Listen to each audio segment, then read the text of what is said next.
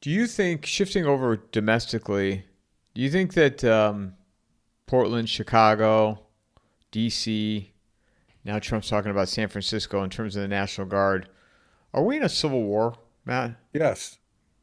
Yeah, that's absolute secession. It's no different than when George Wallace, said, "Ain't no way we're desegregating these schools," and Eisenhower sent the army. This is something so amazing that the uh, the Democrats, and there's so little historical perspective.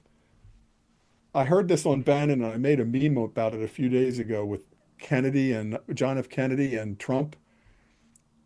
So Trump sent 200 National Guard to Portland to help guard the federal building, the ICE facility, and 300 to Chicago. So if you are covering something 24 hours a day with say 200 people, you got to divide it into at least four to have like three shifts plus administration and like a weekend shift maybe. So sending 200 means 50 on the street at any one time. 50 more people in uniform in a city like Portland, or say 75 per shift in Chicago, is nothing. It's literally nothing. How many troops do you think John F. Kennedy sent to the University of Mississippi in October of 1962 because they wouldn't desegregate Ole Miss in Oxford, Mississippi? So it was 200 for Portland. This is Trump, the military authoritarian, right? The dictator, the king. He sent 200 to Portland and 300 to Chicago. How many, not National Guard, active duty Army troops did John F. Kennedy send to Mississippi? Do you have any idea?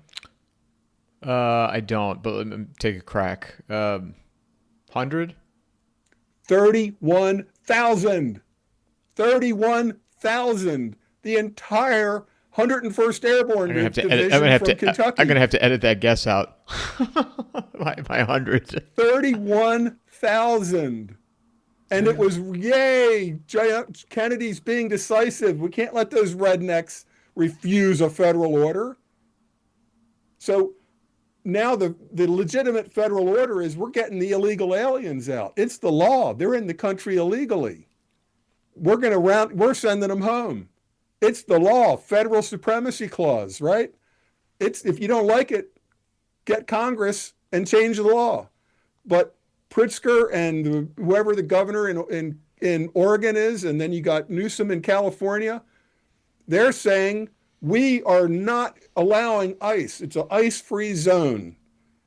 We're not going to cooperate. We're going to warn people. That's what the mayor in Chicago did. He did an executive order. This is secession. The Civil War in 1861 started when there was this little federal installation in the middle of Charleston Harbor. So we're not talking about it was way off the coast somewhere. In the middle of Charleston Harbor is this fort called Fort Sumter.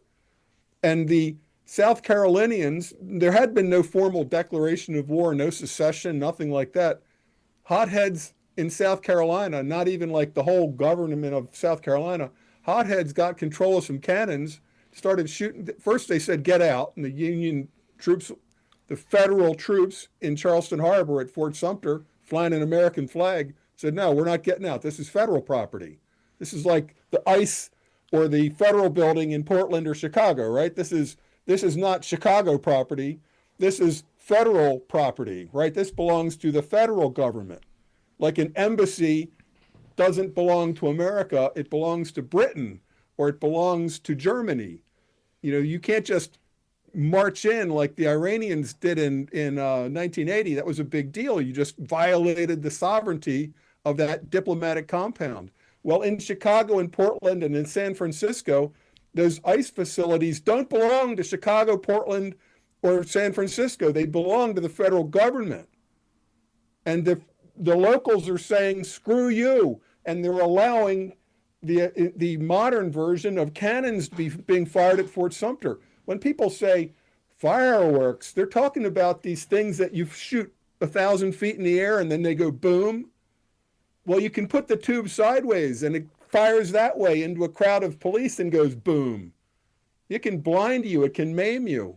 It's like hot metal flying out at explosive speed. That's what makes the colors, titanium and magnesium, all those things, copper. So you shoot that at people, it's a deadly weapon. Or you pass out, remember, Antifa, it's not really an organization. So somebody shows up with a box of 50 powerful green lasers, and everybody in Portland suddenly is aiming green lasers at federal officers' eyes, which at night your pupils are expanded, will blind you, cause permanent eye damage, painful permanent eye damage, or blind you. To me, that's, what's the difference between being shot with birdshot? I mean, I'll take being shot with birdshot over being blinded, and you're just supposed to take it. So we're gearing up for a Fort Sumter moment. Alex Jones, and I agree, he thinks there's going to be a false flag. It's either going to be some illegal alien rally that'll get sniped at, like Las Vegas shooter style, and it'll be blamed on the white redneck MAGAs. The literature will be left there. It's like just like in this book, they shoot up a mosque and then leave like KKK type literature at the scene. So yeah, we're going to see probably a false flag, or it could just be an actual accident. In the I think it's 72, 71, or I think 72, in Londonderry, Northern Ireland. The Bloody Sunday, U2 Sunday, Bloody Sunday. It's like a truck backfires, and the next thing you know, paratroopers are shooting at the peace marchers, and some IRA in the back of the crowd pop off some revolver shots, and you have a total melee. It's like way worse than Kent State. And that started with like a truck backfire. So it's not necessarily got to be a false flag. It can just be you've got these forces that you're pushing together with no zone of separation. I mean, Chicago made them take down the extra barrier that they put outside of the ice facility. Some commie judge in Illinois said, no, you can't have any barrier. You have to let the Antifas walk right up to you and throw a firework, throw a mortar firework at you. You can't put a fence 100 feet away. Nope, take the fence down.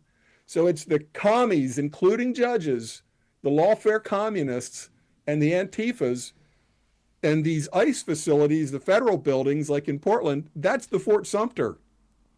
And it's gearing up for a total conflict. And our enemies know this. Meanwhile, we're throwing our weight around in the Caribbean and trying to convince Russia that we're the most powerful country, and we're on the verge of an internal civil war. Well, I think it's crazy times. Don't you think we're already in a civil war, though, right? I mean, it's at the elite level right now. Is that? I mean, yes, totally. But is that where we're at? I mean, is that where you think though? Because totally. Yeah, yes. But like at this No Kings thing yesterday, there's like clips going around of somebody saying you need to get a gun and start killing ICE officers. Yeah, just on his face, right on video. You got the school teacher, the fat school teacher, going for Charlie Kirk, like Charlie Kirk, like shoot him in the neck. So we're this close to Antifa just coming out with the guns, and you'll never know if once you're in black uniforms, you'll never know who it is. Antifa could dress up like ICE and shoot into a crowd. Anybody can dress up like anybody in black and start shooting. And the narrative will be out on the media, like at a supernova before anybody gets to the truth. Like with Charlie Kirk, that was just one guy got shot. And there's like, within 24 hours, there's like 10 narratives. Israel did it. It was a guy behind him. It was a little microphone on his neck that blew up. All these narratives. That was just one guy getting shot. Imagine if there's like something on the level of a Las Vegas shooter into, say, the next No Kings March. And all these, Tran-Tifa and Grand Tifa are all murdered. MSNBC and CNN will play it automatically that this was done by a MAGA supporter. A guy was seen wearing a red hat saying, this is Trump country. Like remember how they backed up Jussie Smollett, Oh yeah, it's 2:30 in the morning. It's 40 below zero in a blizzard. But I went out the subway and some guys jumped me wearing MAGA hats saying this is MAGA country and put a string around my neck. That was so ludicrous, but they ran with it, right? For weeks, they ran with it straight to your camera. This is what happened to poor Jussie Smollett. Imagine when there's a mass shooting or somebody drives a dump truck full speed through a parade or a car bomb goes off. We're gearing up for that. People better be ready for that. It's coming. Well, also, with this is that will add to the temperature, and we'll see how long it goes on for. But this federal government shutdown. Now, I'm all for shutting most of the government, but there are real life consequences right now. Every day that this passes, like EBT not being honored. Well, not only that, but look at people are going to work right now. Air traffic controllers, they're not getting paid. And most people live, or a lot of people live paycheck to paycheck. We are now starting week 3. We're all lining up for our Fort Sumter moment.